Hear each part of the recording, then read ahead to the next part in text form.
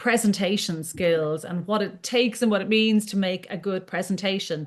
And look, making presentations is one of those things that most people dread. Glossophobia, I think it's called, dread or a fear or a phobia of having to public speak or make presentations. And a lot of people feel similarly. So one of the things that we will talk about is maybe dealing with or combating nerves when it comes to presentation skills. But overall, I would say at the heart of kind of good presentations is devoting that bit of time to really thinking about your audience.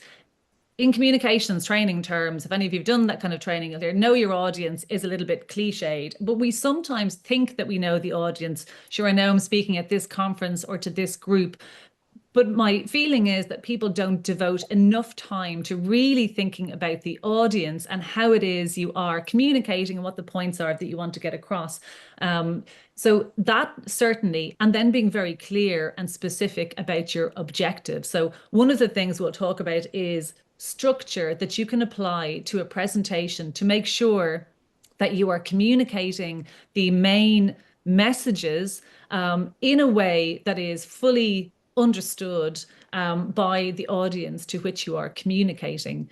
The other element that we can talk about is the use then of visual aids. If you're using slides, typically we're talking about PowerPoint when it comes to presentations, but the ability to use PowerPoint and visual aids well. And I often sound like I'm very anti-PowerPoint, and I'm not anti-PowerPoint at all. I'm anti-badly used PowerPoint. And what you often find with people is that they maybe cling to slides, or the slides are front and center, and it's maybe a distraction from what they're saying. And what I would like you to think about is using things like visual aids to amplify what you're saying and add to what you're saying. So the audience piece, the specifics around the objective, what you want to achieve with your presentation is key. And then whether or not you need to use visual aids, and if you do, where will they add value?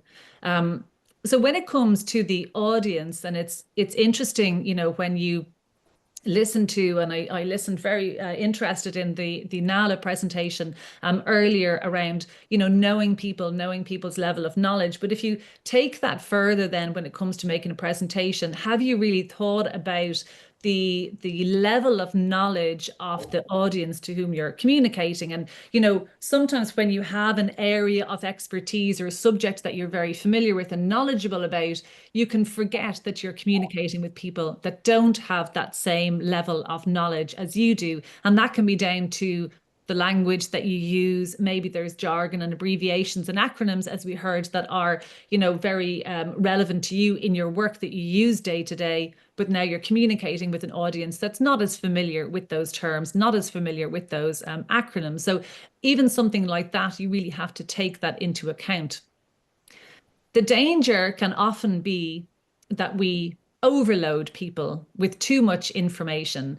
And it's often with the best of intentions. The more information I provide, the better. The more information I give somebody, the more informed they are. But the truth of it is we are mostly overloaded with information. So what you need to do is decide on your audience and take into account who exactly they are and what is it that they need to hear from you.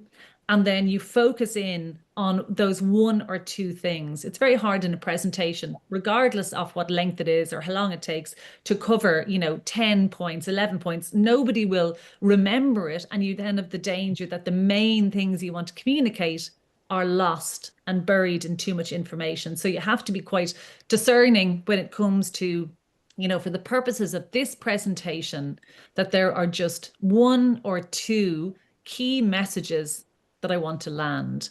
And what are those? And I will give you shortly a little bit of structure when it comes to those as well, how you can communicate those and communicate those well. So that's one of the things. There's an interesting statistic that we now get more information in one Sunday Times newspaper than medieval scholars would have got in their whole lifetime.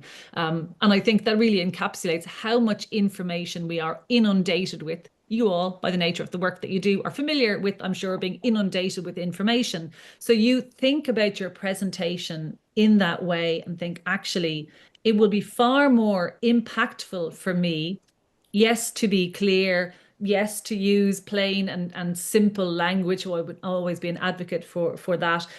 Yes, I'll do all that, but actually, there's just one or two, or maximum three key messages that I can land in this presentation. I'm far better honing in on those rather than trying to cover a multitude of things, rather than trying to make this audience an expert in an area that I've actually spent years working on. I can't give them all that information in one go. So it helps to really, really think about that. So